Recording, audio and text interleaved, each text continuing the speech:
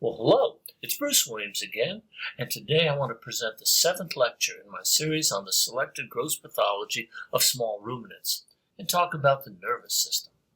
Before we do that, I want to thank my friends and colleagues who over the years have provided their wonderful images to me and allowed me to put these lectures together. I'd like to start with the congenital malformations that are associated with viral infections in small ruminants. Many of these also affect cattle as well. These congenital defects are devastating. They occur during development of the central nervous system when the viral infection has access and infects the germinative cells of the developing cerebrum or cerebellum. Normally, the hypothalamus and the basal ganglia are unaffected by these. But when certain types of viruses, primarily bunyaviruses, but also some pesty and flaviviruses, attack the brain at this specific window, they infect the germinative cells around the ventricles that give rise to the cerebrum, and the germinative cells underneath the meninges that give rise to the granular and Purkinje cell layers of the cerebellum. And they cause necrosis, and as such, parts or all of the cerebrum and or cerebellum don't form. This is the skull which has been opened of a sheep that was infected by Cache Valley virus, a bunyavirus that is seen in the western United States. And you can see that the cerebrum largely has not formed at all. We're looking at the collapsed meninges and very little tissue there. This is known as hydranencephaly. And the cerebellum is only partially formed as well. So it looks like the virus was able to infect both the cerebrum and the cerebellum in this case. In animals affected with bunyavirus, and there are a number of viruses to think about in various parts of the world, this is just part of a constellation of birth defects, many of which are the result of the failure of development of the central nervous system, because the musculoskeletal system often follows the lead of the central nervous system. Defects in development of central nervous system will result in a constellation of musculoskeletal defects, and animals which are affected with this type of devastating central nervous system injury also manifest profound musculoskeletal defects like arthrogryposis and a failure to develop skeletal muscling, which is the result of not having the innervation due to defects in the central nervous system and the spinal cord. So these are usually devastatingly complex constellations of abortions and birth defects. There are a number of bunyaviruses to be familiar with. Here's another great case of hydranencephaly. This one is the result of Akabane disease, a virus in Japan which affects both cattle and sheep.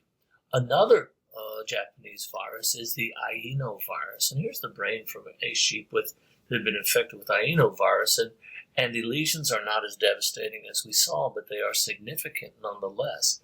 The cerebellum does not look terrible in this particular case, but the two halves of the cerebrum are shrunken. If we were to cut into them, probably we would note that they have significant hydrocephalus as well, and they are moderately to severely lissencephalic. The normal convolutions, the gyri and sulci of the brain, are very shallow in this particular case. As is the case with many of these bunyavirus infections, the basal ganglia, the bottom part of the brain, and the hypothalamus are essentially normal because there is no germinative layer for the virus to infect. So normally the major defects are seen in the cerebral hemispheres and the cerebellum.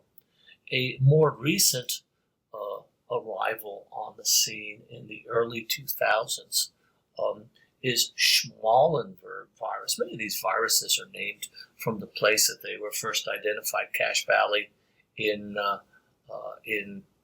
California, Akabani and Aino in Japan, and Schmallenberg in Germany.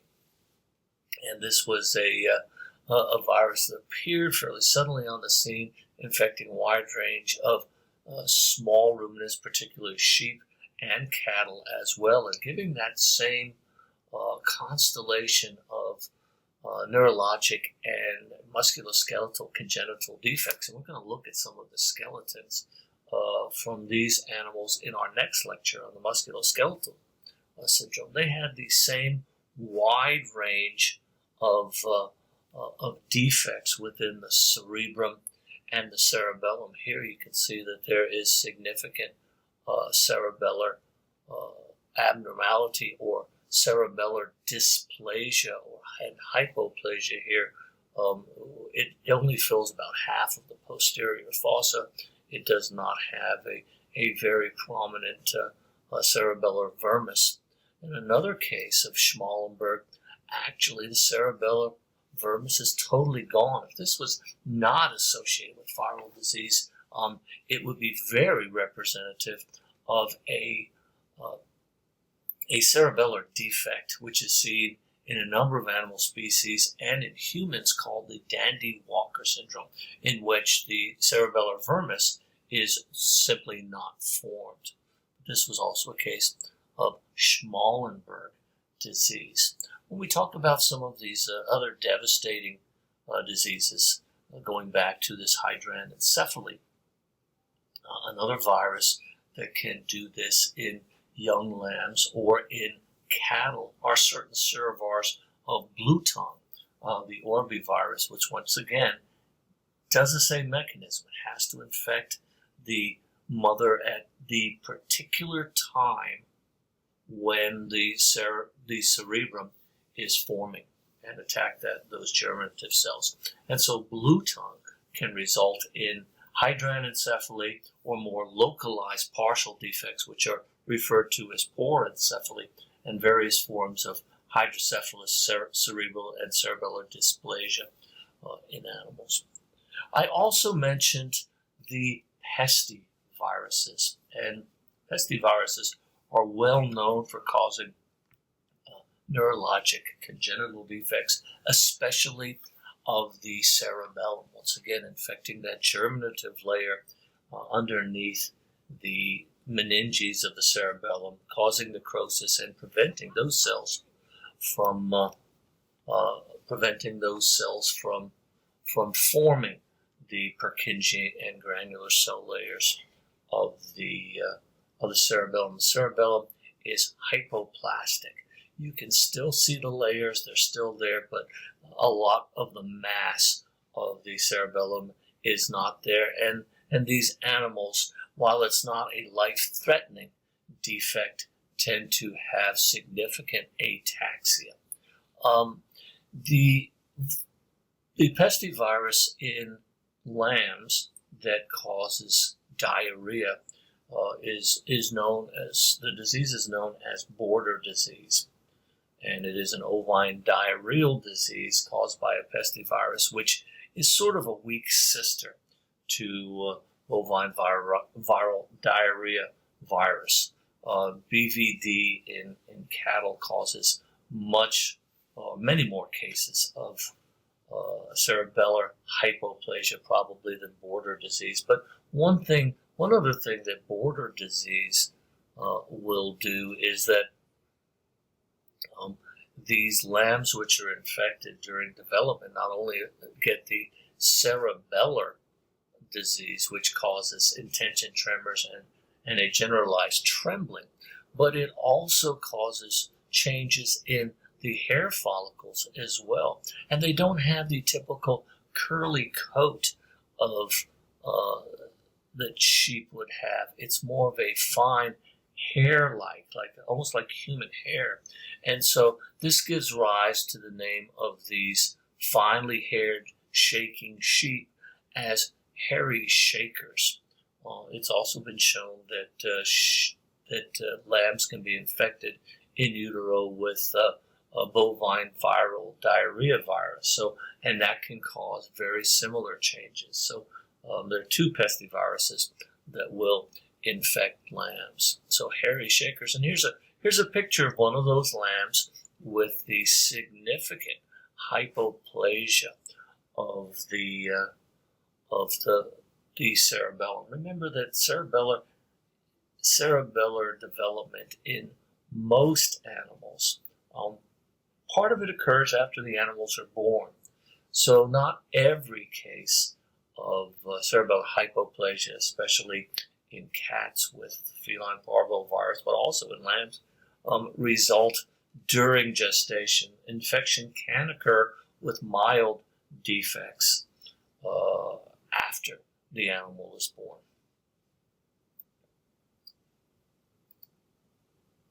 Okay, here's a fantastic lesion that is caused by a plant or ingestion of a plant, and this is one that needs to be explained a little bit. If you've not seen this lesion before, this can be a very confusing one. What we're looking at is we are looking at the brain of a sheep whose mother had ingested a particular plant. The name of the plant is the false hellebore. It goes by the Latin name Veratrum californicum. And if ingested during a very particular window of 12 to 16 days of gestation, the toxic principle, cyclopamine, a gervanine alkaloid, has the ability to interfere with the transduction of the sonic hedgehog gene. And the sonic hedgehog gene is one of a number of homeobox genes whose primary role in the developing central nervous system is to cause cleavage and separation of the cerebral hemispheres into two separate hemispheres. And what's happened here is that the hemispheres have not cleaved. We have one single cerebral hemisphere, which is referred to as holoprosencephaly. Another part of the brain, as a result, does not develop, and these are the olfactory lobes, which normally form a much longer protrusion. And this part of the brain is known as the rhinencephalon, and this does not form. So the other term that often goes along with holoprosencephaly is arhinencephaly.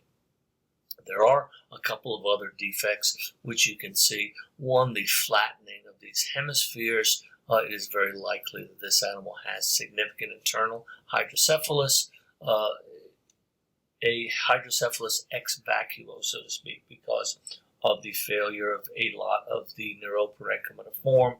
The ventricles will expand to take up that space.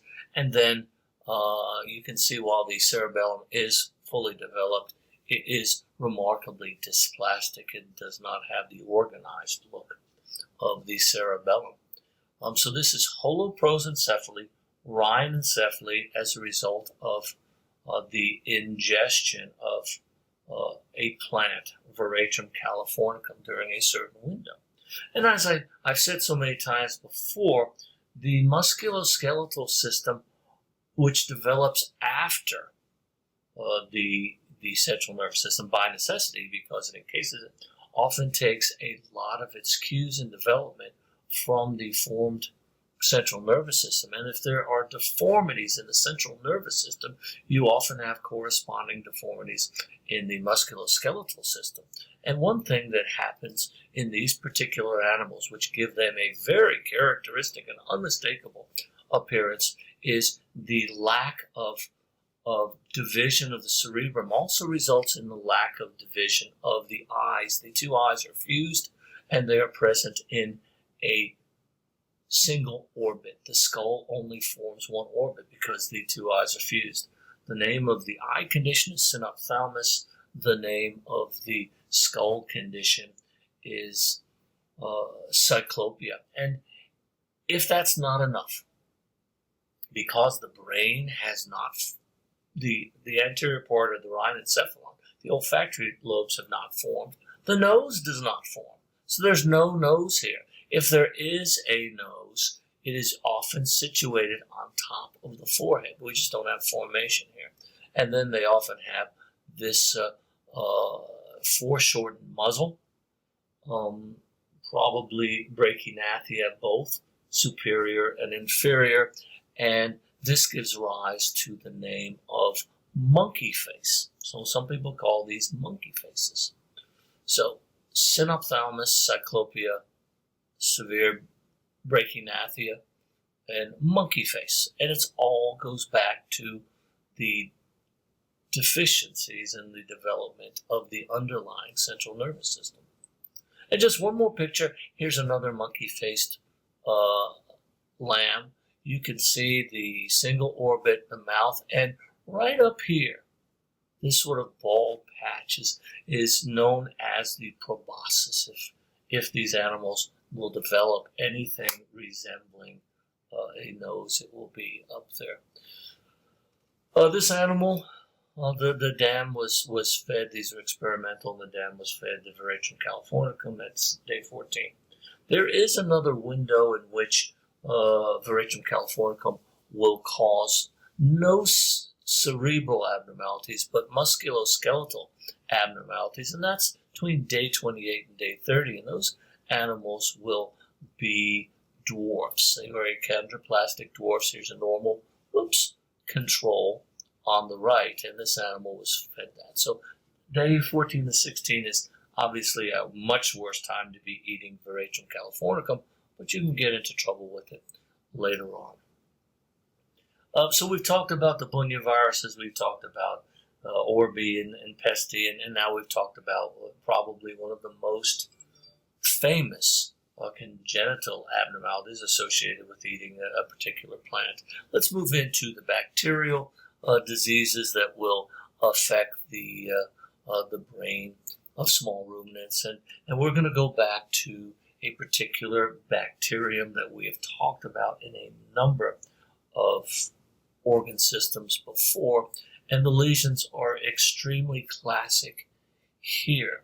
We have bilateral necrosis and hemorrhage within the thalamus and the basal ganglia of a very strong, very healthy sheep who went down in a matter of hours showing neurologic signs. And this is our old friend Clostridium perfringens type D, very characteristically seen in animals that get into too much carbohydrate, which causes a change in the bacterial flora, allowing this normal harmless bacteria to proliferate.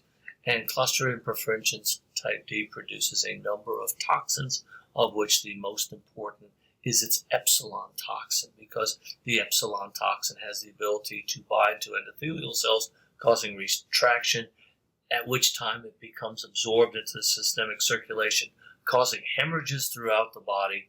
And one of the places which it characteristically will affect is this particular spot in the brain. There's also a wonderful picture of a little-known histologic finding, which I had never heard about until Dr. Paco Uzal and some of his graduate students published on this. And it's a finding that's associated in the brains of animals with Clostridium perfringens type D. Normally, and we know about the cerebral edema that results in the brain of these animals, causing those neurologic signs.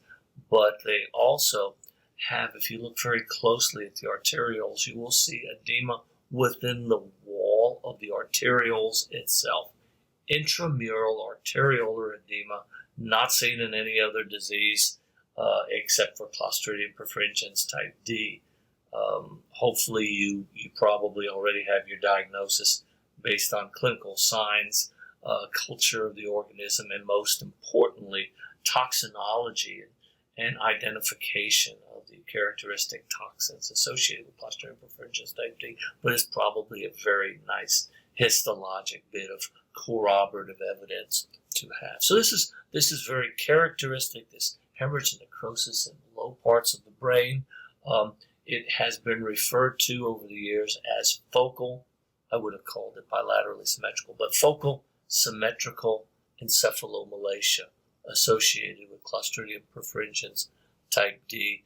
And this is more fresh. Here's a fixed specimen, but you can see the very characteristic lesions. There are many, many pictures of this out here. And let's not forget the hemorrhages throughout the body, especially in the GI tract, this necrosis and hemorrhage within the brain, and also the pulpy kidneys, the precocious autolysis associated with Clostridium perfringens type D.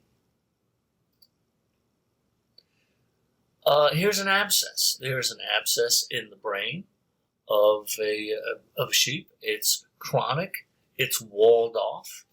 It's rather extensive. It shows you how little brain the sheep actually uses. From time to time, sheep are not what we would consider deep thinkers. But here's an abscess, and like most abscesses in ruminants, if you wait too long, well, you're not waiting, but if the animal lives for a while and is presented weeks into the course, when you culture that, as was seen in this particular case, it ends up with a culture of Truparella pyogenes. Truparella is a common commensal. It is in the GI tract. It is all over the animal, and it is a survivor. And it likes to move into inflammatory lesions, which are set up by other agents, and just muscle it and boot them out. And so if you wait too long in ruminant abscesses, you almost always get Truparella pyogenes. Doesn't really tell you what the initial agent was. And then depending on the age of the animal, maybe this started out as joint ill with a gram-negative, or it was from a septic mastitis or a gangrenous pneumonia. The possibilities are literally endless. Wow, this is one that you don't want to see, but if you're dealing with sheep or goats, it is going to happen. And animals with horns, especially males, will back up, and they, for one reason or another, will just go at each other.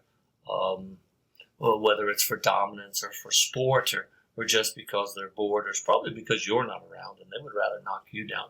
But they will go after, and here is a traumatic injury from the horn of one goat going through the skull of another. One picture that I don't have here, which I probably should, and I apologize, I know I have them in my collection, is the dehorning injuries that are seen because, people do take the horns off of young goats, and it can be done in a number of ways. It can be done with a large pair of cutters, which actually cut the horn bud out, or more commonly it's done with a dehorning instrument, which heats up to a very high level. And one problem that you can have, especially with people unfamiliar with the process, is that they leave that iron on too long and not only kill the horn bud, but they also burn through the skull and cause burns within the cerebrum, which always ends up badly. The animal doesn't die outright. It will usually succumb over a period of weeks because you have damaged the blood-brain barrier, and they will develop a septic meningitis. So there are diseases to be derived from horn injuries, as well as injuries derived from removing the horns in order to prevent these particular injuries. Here's another abscess, and this particular abscess is at the base of the brain. It is a pituitary abscess. This may be seen as a cause of sudden death in rams. There are a number of ways that you can get an abscess. In cattle, especially in bulls, it's more common. In animals that get a bull ring put in their nose, because there's a large venous plexus that is that runs from the nose up on the roof of the nasal cavity and ends up terminating around the pituitary gland called the rete mirabile. And anything that causes bacterial infection of that can rise up through that venous plexus to cause infection. There are also devices that people put in the nose, around the mouth of a young and growing calves to prevent suckling. And those will do the same thing.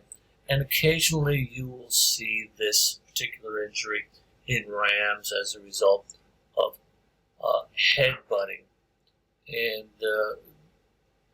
because of damage to the blood-brain barrier. So there's a number of different ways. Usually it is a result of trauma or husbandry when you get these pituitary abscesses. Oh, there it is. I didn't forget it. Okay, and I should have moved that up just one slide. I thought I had forgotten this, and this is a picture of one of those disbudding or dehorning injuries with the hot iron that's put on that particular spot to burn out the horn bud. And you can see here is a cross section through the brain and just a cooked piece of brain here. This is a great picture from, and maybe the best fresh picture I've seen of this condition taken from JAVMA a number of years ago, Pathology in Practice. And you can see that there is, within the cut section of the brainstem, there is hemorrhage, which, as we do in the vast majority of cases in veterinary pathology, we should interpret as necrosis as well. So we have hemorrhage and necrosis. There also is a yellowish discoloration, which clues you in that there has been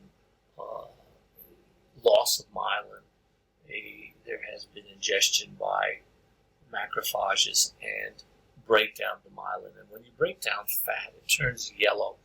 And so if you're in the white matter tracts in the brain, you see a lot of yellowish. I think we're going to see some in just a minute from another condition. You want to realize that that is myelin breakdown.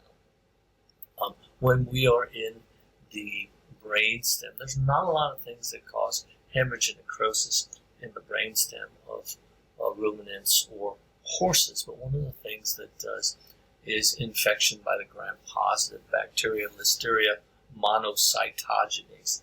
Listeria has a number of ways to affect animals. One of the ways is infection, which comes in through the mouth, often as a result of rough forage, and Listeria has the ability to survive in very cold temperatures, or also in a very low pH, which makes it very commonly seen in silage. And silage is essentially fermented forage. But if the pH does not go down to a very low level, then Listeria lives in it very happily.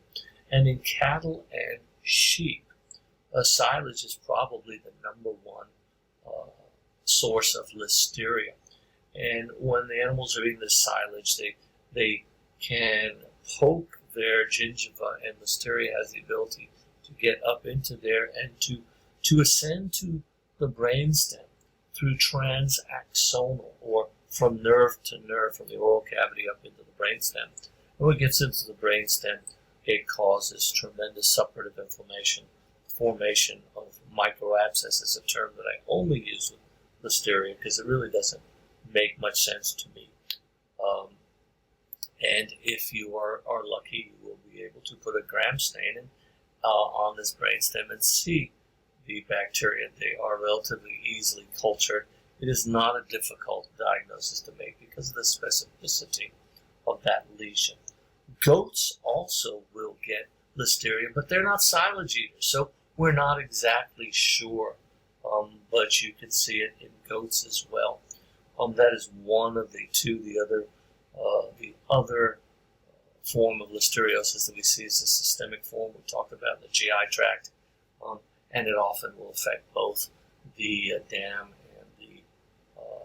and the fetus, resulting in abortion of the fetus and little to no disease in the mother, although there has to have been systemic infection. But this is a classic lesion of Listeriosis, one of the very few diseases that affect the brainstem preferentially, and animals can have anterior uveitis along with it. They can often show paralysis of one side of the face due to the location of this particular lesion. Here's one more specimen of a sheep that was eating poorly fixed silage, and you can see the hemorrhage and necrosis within the brainstem, classic for Listeria.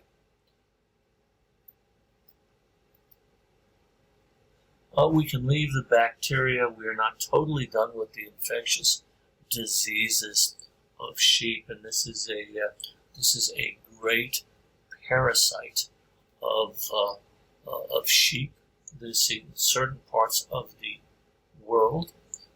These large cavitations are actually cross sections through a larval cestode, which forms a sonorus. This is the larval stage of Taenia multiceps, of which the dog is the final host. It's a tapeworm of the dog, but the intermediate host is usually a sheep. The lesion is primarily seen in the brain, and it is a large sonorus.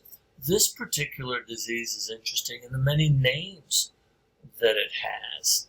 I think the one that is the most classically known, especially to shepherds, is GID, G-I-D, but it's also known as turnsick, turnside, sturdy, dunt, staggers, and hydatid. And the neurologic signs that are shown by these animals with these large parasite cysts or sonuri in their brain are fairly characteristic.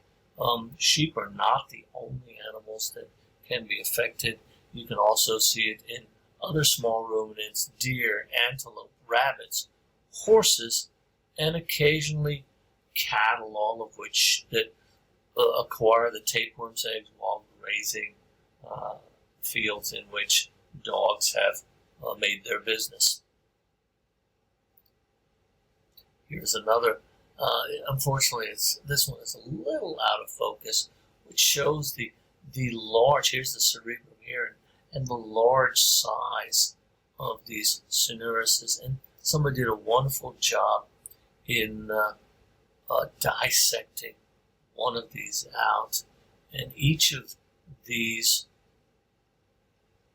white scolices will form an independent tapeworm when the sonorus is eaten from the brain of a dead sheep. I guess the dogs really have to work hard to get into the skull and then to get into the sonorus when they're eating the brain. So a lot of work involved in this, but it's a classic disease of the sheep cerebrum. GID is my choice.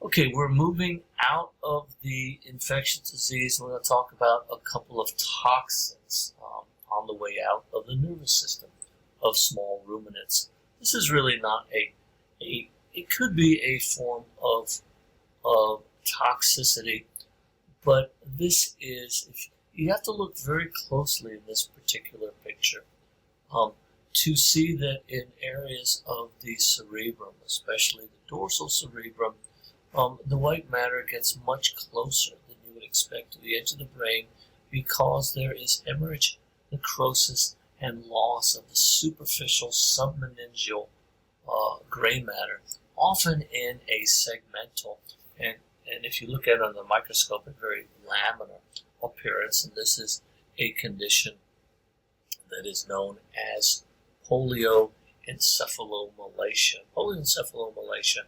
The causes are pretty common across all ruminants.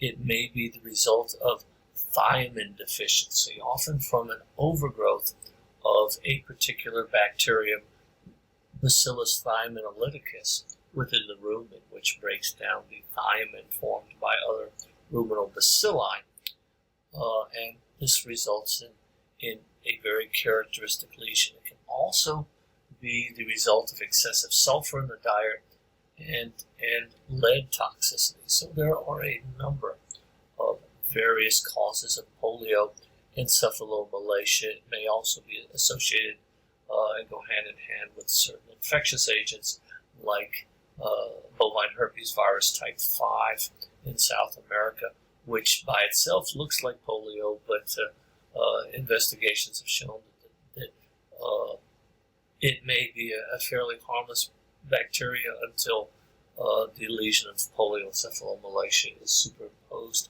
on it. There's a lot to be done by that.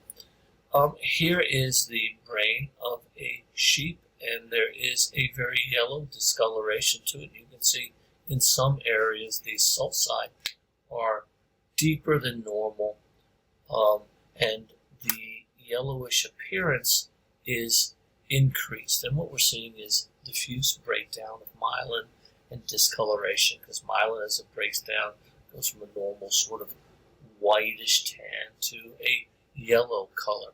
This is, a sort of mild lesion to pick up, but if you're presented, especially in an examination situation, with the brain of a ruminant, and there's nothing obvious, I look very closely at the gyri and the sulci. Remember that in any older animal, you can have what's known as senile atrophy, and so there will be a more profound depth to the sulci and some diminution of the gyri. That's fairly normal. It's often associated with fibrosis of the meninges, but in a testing situation, something like this is probably fair game. And hopefully on your examination, you will get an inset of this as part of the question, especially the ones that are sort of difficult to tell, because one of the very classic testing modalities for Polioencephalomalacia in the grossing room is to shine an ultraviolet light on the section of brain, and in addition to turning yellow, the devitalized, oxidized myelin will also fluoresce under ultraviolet light. It makes for a very striking and a very diagnostic picture. Here's an absolutely fantastic picture by Jeff Saunders from Virginia Tech. And this is a young animal with severe neurologic signs, a young lamb. And when you look at this, there are these very large defects within what appears to be the anterior sections of the brain. And this is a condition which is a form of neuraxonal degeneration associated with copper deficiency. Copper is an essential cofactor in the development of myelin. And these animals with congenital swayback or congenital copper deficiency can have profound defects in myelin formation. That's what we're looking at, the normally myelinated areas. The gray matter appears fairly normal, but is the white matter tracts that are severely deficient in this particular animal. So copper deficiency and hypomyelination.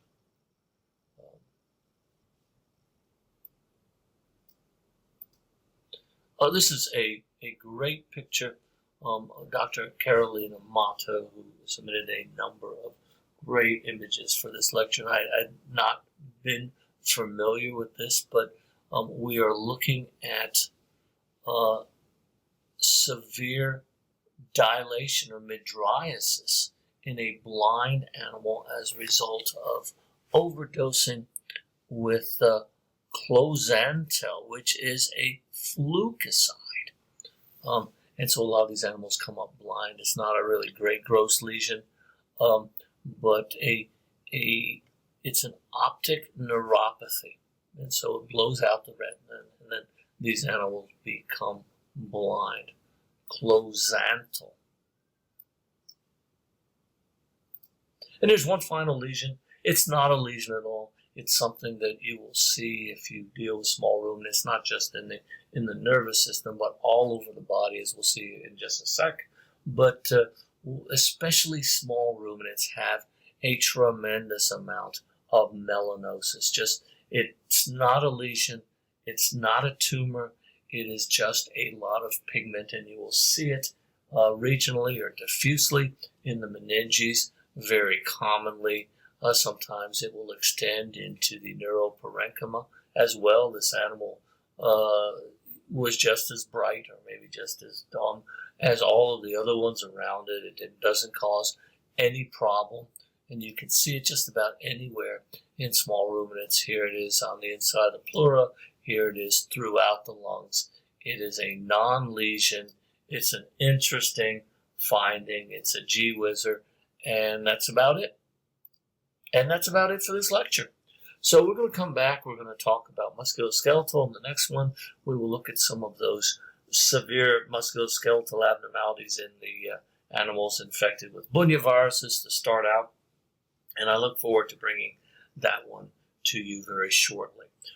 As I do at the end of all these lectures, I want to say that I hope you're enjoying them, because I certainly have fun putting them together. It is a difficult time right now, and I hope that all of you out there are being careful. I hope that you are being safe and observing all of the behavioral adaptations we need to do to get through this pandemic. I wish you good health, great happiness, and joy and laughter in this holiday season. And I will see you another time. Take care, everybody. Bye-bye.